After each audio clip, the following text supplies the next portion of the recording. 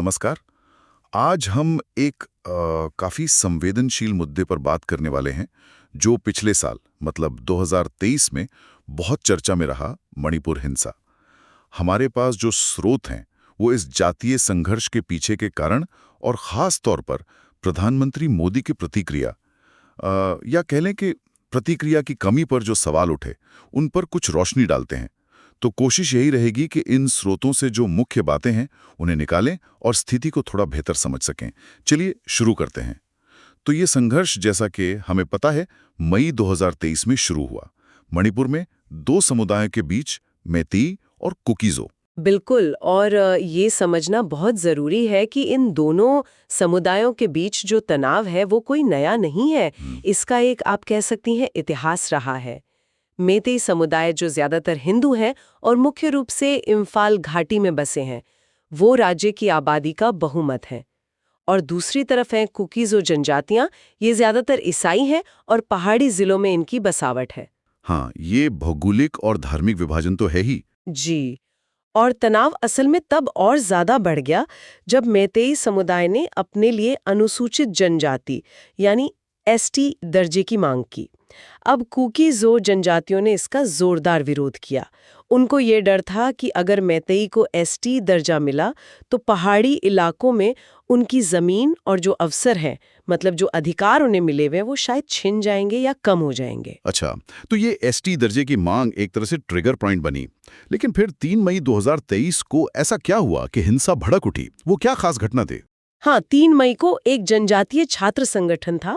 उन्होंने मैतेई समुदाय की इसी एसटी दर्जे की मांग के खिलाफ एक विरोध मार्च, एक रैली निकाली थी। और रिपोर्ट्स के मुताबिक इसी मार्च के दौरान कहीं झड़पें शुरू हुई और फिर देखते देखते वो झड़पें बड़े पैमाने पर हिंसा में बदल गईं, पूरे राज्य में फैल गईं। उसके बाद तो मतलब हत्याएं, आगजनी, लोगों को घर छोड़कर भागना पड़ा, एक बहुत ही भयानक दौर शुरू हो गया। हाँ, आंकड़े तो वाकई बहुत परेशान करने वाले थे। जी बिल्कुल। अलग-अलग स्रोतों के अनुसार 200 से ज़्यादा लोगों की मौत हुई और 60,000 से भी ज़्यादा लोग विस्थापित हुए, मतलब उन्हें अपना घर-बार छोड़ना पड़ा। और जो सबसे ज़्यादा विचलित करने वाली बात सामने आई, वो थी महिलाओं के खिलाफ यौन हिंसा की घटनाएं। खासकर वो एक वीडियो जो वायरल हुआ था। हाँ, वो वीडियो जिसमें कुछ महिलाओं को निर्वस्त्र करके परेड कराया जा रहा था।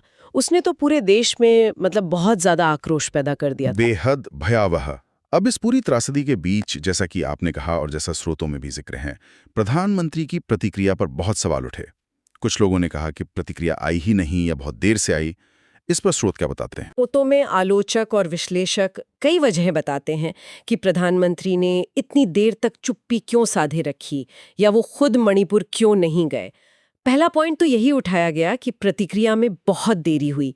मई में हिंसा शुरू हुई और प्रधानमंत्री का पहला सार्वजनिक बयान आया जुलाई में, लगभग 75 दिन बाद। और वो भी तब आया जब वो महिलाओं के साथ दुर्व्यवहार वाला वीडियो वायरल हो गया था। तो कई लोगों ने इसे एक तरह की असंवेदनशील चुप्पी माना।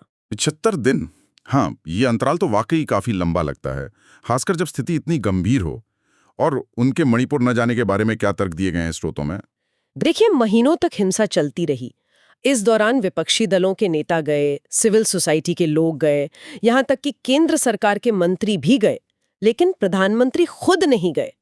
सरकार का पक्ष तो यही था कि गृह मंत्री अमित शाह वहां का दौरा कर चुके हैं, स्थिति का जायजा लिया है और केंद्र सरकार जरूरी कदम उठा रही है। लेकिन क्या सिर्फ यही वजह थी या कुछ और राजनीतिक पहलू भी थे?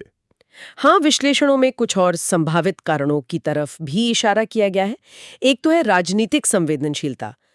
देखिए, मणिपुर में भाजपा की ही सरकार है और उस सरकार पर कानून व्यवस्था बनाए रखने में नाकामी के आरोप लग रहे थे। तो कुछ विश्लेषकों का मानना है कि शायद प्रधानमंत्री के वहां जाने से पार्टी का जो राज्य नेतृत्व है वो असहज हो सकता था, या फिर इसे एक तरह से राज्य सरकार की विफलता को स्वीकार करने जैसा माना जा सकता था। ये दिलचस्प पहलू है। मतलब अंदरूनी राजनीति भी एक फैक्टर हो सकती है। क्या कोई और वजह भी बताई गई है? हाँ, एक दृष्टिकोण ये भी सामने आता है कुछ स्रोतों में कि शायद संघर्ष के शुरुआती दौर में प्रधानमंत्री की प्राथमिकताएं कुछ और थीं। जैसे उस दौरान वो कुछ अंतर्राष्ट्रीय दौरों पर थे या देश में कहीं और चुनावी रैलियां वगैरह कर रहे थे। तो इस आधार पर कुछ लोगों ने ये तर्क दिया कि शायद जो जरूरी घरेलू संकट था उस पर बाहरी कार्यक्रमों या अन्य राजनीतिक गतिविधियों को प्राथमिकता दी गई। लेकिन ये दोहराना जरूरी है कि ये सब विभिन्न दृष्टिकोण और आलोचनाएं हैं जो हमें उपलब्ध स्रोतों के अध्ययन से मिली हैं। हम बस उन्हें सामने रख रहे हैं। तो अगर हम संक्षेप में देखें तो मणिपुर हिंसा एक बहुत ही दुखद और जटिल जातीय संघर्ष रहा, जिसके मानवीय परिणाम बहुत गंभीर थे। और साथ ही देश के शीर्ष नेतृत्व की तरफ से जो प्रतिक्रिया आई या जो नहीं आई, उसको लेकर भी काफी बहस और सवाल खड़े हुए। ये भी इस पूरे मामले का एक अहम हिस्सा बन गया। बिल्कुल।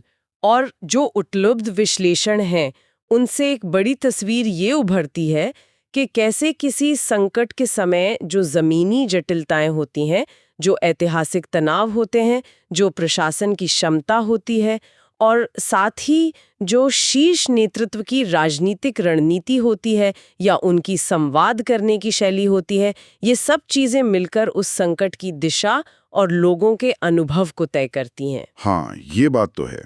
आज हमने कोशिश की कि इन स्रोतों में जो जानकारी दी गई है उसके मुख्य पहलुओं को समझ सकें। जी, और इन सब बातों को ध्यान में रखते हुए एक सवाल शायद सोचने लायक है, जो इन स्रोतों के विश्लेषण से ही उपजता है कि किसी भी राष्ट्रीय संकट के दौरान, खासकर जब उसमें इतने सारे राजनीतिक और प्रशासनिक पेंच फंसे हों, तब नेतृत्व से संवाद, उनकी उपस्थिति की और उनकी तात्कालिकता की, मतलब कितनी जल्दी वो रिएक्ट करते हैं, इसकी क्या अपेक्षाएं रखना यथार्थवादी है या क्या उचित है,